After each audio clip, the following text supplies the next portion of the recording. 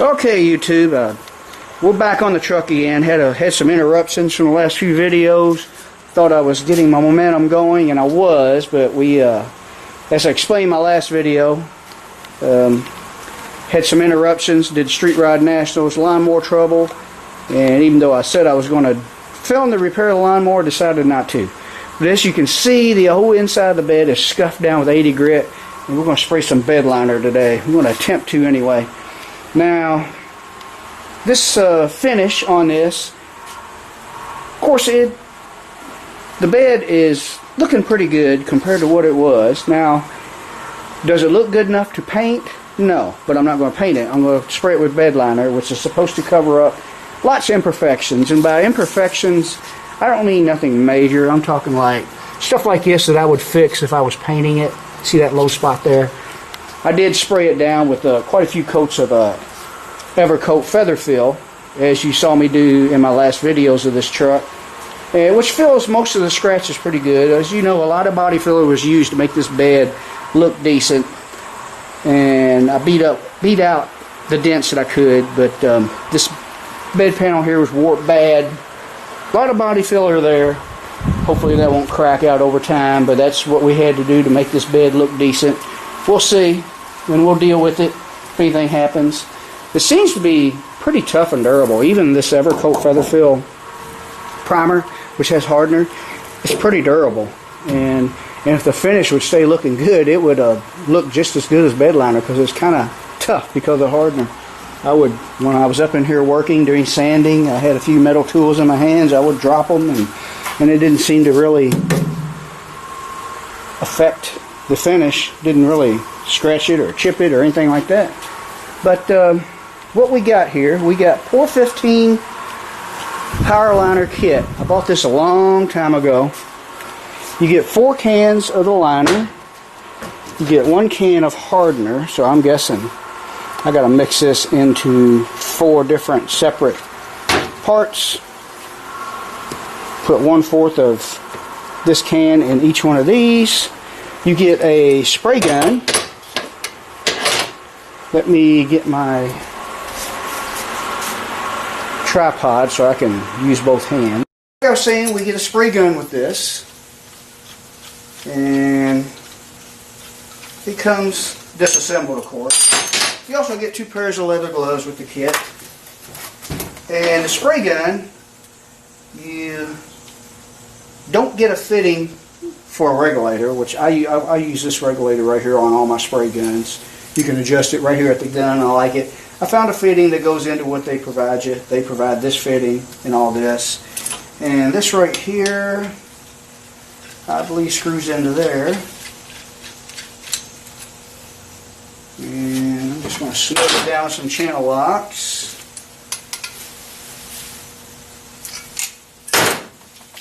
And you also get a shorter one like this. They probably have smaller cans. Notice I got them upside down because I bought this a long time ago. And I would say if they have shorter cans, just with that shorter nozzle for. You get this right here. Screws in there.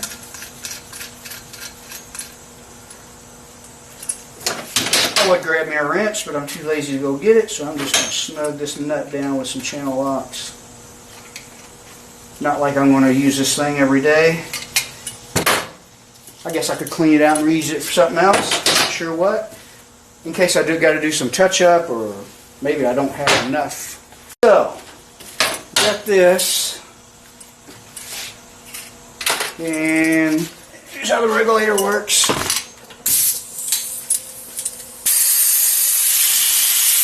I'm going to start low. Really low. See how it sprays and adjust it. I try to go as low as I can to minimize overspray. I got most of this stuff covered up in here. I am going to cover up the rest of the truck, but I'm going to shake this up real good. I'm going to have to get my face back out of the camera. I don't have my camera far enough away. We'll shake this up real good, and we need to stick something in there.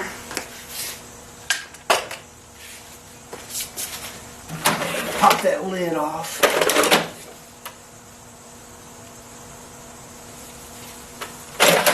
I'm going to get criticized for beating on my cheap screwdriver. I'm sure.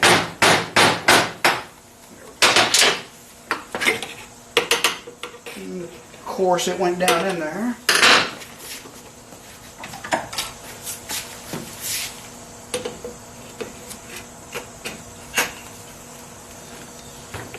And it's really thick stuff. I don't know if you can see down in there. It is really, really thick stuff. So, let's see, I got an old paint stick here.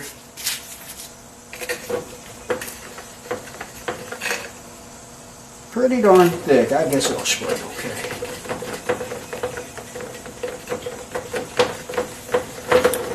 Now, I'm going to open this, see if this stuff thins it out a little bit. I should have waited to buy this stuff. I mean, I bought it a long time ago thinking I was going to just stay on this until it was done, but that did not happen. The truck sat for several years after I started this project. Life gets in the way, but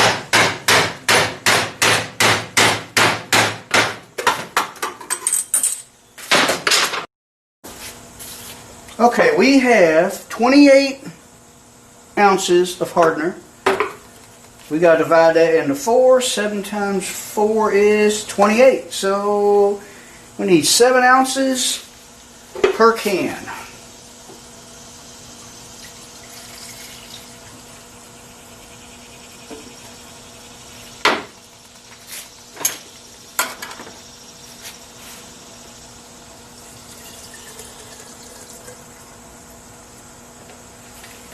I still need to find my respirator before I start spraying. I should also, I think I'm going to put on some long sweatpants, long sleeve shirt, and I have a paint hood. So after I mix this up, I'm not even going to pull the trigger on this spray gun until I cover myself up pretty good. Turn on all the fans. We'll do it with the door open. Okay, that thinned it out quite a bit. It's not like we have a very restrictive paint nozzle.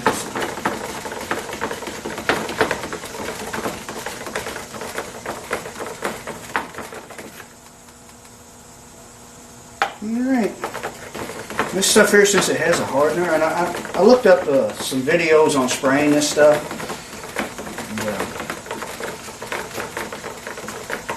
And, they just had one guy, the guy doing the demonstration, and it was for a Pour 15, kind of like an advertisement type video, and they had just a gallon of it, and they had a spray gun that they probably sold separately. It wasn't a kit like this, but they had a flexible type. I don't know if this is the same stuff as the flexible, because it does have a hardener in it. We'll see. I don't know if the hardener will be prone to cracking or not. Now, I guess this isn't going to fit the can very well. It don't act like it wants to. No, it don't.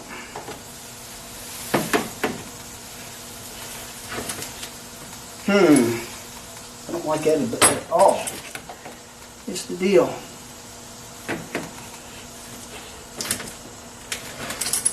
That just barely goes on. There it goes, I guess. No, it's wanting to cross thread.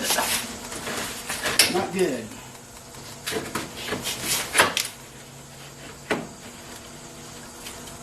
Why does everything go wrong when you're trying to make a video? That is barely on there. We'll see. I don't think it'll fall off. It doesn't screw on very good, I will say that. I'm going to cover myself up, turn on the fans, and we're going to move the camera and try to spray. Alright, before I spray, I kind of left one detail out. I'm going to wipe it all down with the wax and grease remover, just like if you would paint, because I did have my hands on the bottom and the sides when I was sanding. Get all those greasy handprints off. Just take a clean rag and go over it all. Let it dry. Dries quick. It also picks up dust. So, got that going for you.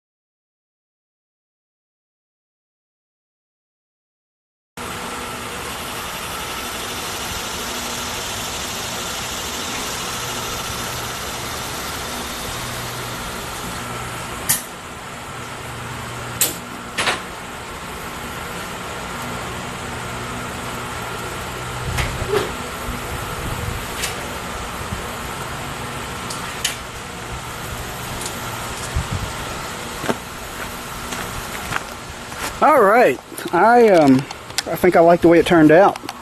I was getting a little worried, thought I was going to run out. I'm not going to spend too much time in here. Even though you didn't see a lot of overspray, which I liked, it is some strong smelling stuff. So we're going to turn these fans on, get that one going too, and unzoom my camera here. But yeah, I was a little worried that I wasn't going to have enough to cover. It seems to be just enough. That last can was almost out. What I was doing is, you probably got, when the siphon gun stopped spraying, you probably got like that much left. And I was going to salvage all I could if it didn't hold it.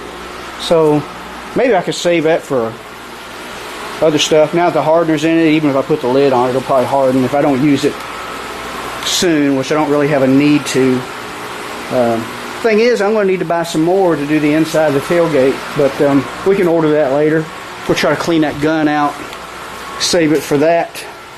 But yes, it covered pretty good. At first, I covered, when I did this side first, I believe, it sprayed pretty darn thin, and I didn't have enough air pressure. And I found out that if you want it to cover, turn your air pressure up a little bit. I don't know what it was set at. I'm not sure if this little regulator, grab my glasses here, I'm not sure if this regulator tells you what you got it at. No, can't see. But you just go by feel. I did. I'm not sure how much pressure. I was probably running about 25 to 30, maybe 35, just a guess. But I found out you turn it up to that and hold the gun close and just find the correct speed. I'm not saying go super fast, but don't go really slow either, because when you get it spraying right, it does come out pretty darn good. It looks like I covered it. I can't see through anything. So and it does leave a good texture that I wanted to cover up my imperfections in my bodywork. Because like I said, this wasn't paint ready, but it is definitely bed liner ready. And if you remember what this bed looked like, this turned out pretty good. I'm happy with it, because this bed was wavy and beat up. I mean, this bed was twisted and everything else. So yeah, I'm happy with it. Can't see through anything. The light's kind of messing with my eyes. I keep thinking I'm seeing through it, but I'm not. It's covered pretty good. Hopefully this stuff will harden real good and be tough. And yeah, I like that better than the original plastic liner this truck had, which was decent looking. But the reason I didn't like the plastic liner is out in the sun it would get wavy. Couldn't really find bed caps to fit this year. So I think I'm going to like this a lot, because I know the bed liner in my white 2016 F-150, I really like that stuff. It holds up good. So I guess that's all this video is about. And there's one more thing I want to throw in before I shut my camera off. Good guy on YouTube. Let me get my good guy on YouTube, Jeff Bradshaw from Elderly Iron. I'm sure a lot of you that watch me probably know who he is, and you heard what happened. He had a bad accident, and I heard he got messed up pretty bad. I need to look into it more, and it sounds like he's healing. Hopefully he's healing okay. You know, considering what happened to him and how bad he got messed up. He is out of the hospital, I was told, or I seen on YouTube. So, Jeff, if you're able to watch this, I really hope you heal up better. I hate to hear it. It really bothers me that happened to you. But I just want to wish you luck. And leave a comment. Let me know you're okay, bud. So, alright. Thanks for watching.